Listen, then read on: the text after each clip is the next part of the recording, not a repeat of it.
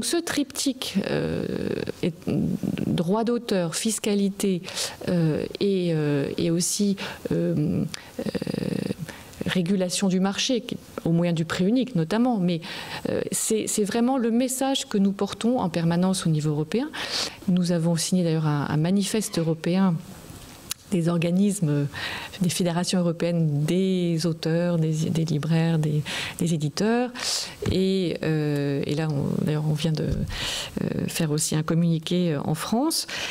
C'est véritablement extrêmement important. Et puis au niveau mondial, le droit d'auteur aussi, paradoxalement, se trouve maintenant attaqué au sein même de l'instance qui est censée le défendre, qui est l'OMPI, l'Organisme mondial de la propriété intellectuelle, et qui est en train de vouloir instaurer, a commencé d'ailleurs à instaurer de très larges exceptions au droit d'auteur, pour des raisons d'ailleurs qui sont extérieures au droit d'auteur, qui sont des raisons essentiellement économiques. Voilà, et c'est très dommage parce que c'est tout à fait, c'est des mesures qui sont qui peuvent casser en fait ce marché du livre numérique qui émerge. Tout ce dont on vient de parler, il faut que nous tous relayions davantage ces messages auprès de la Commission, du Conseil européen, du Parlement européen, où nous organisons des dialogues auteurs-éditeurs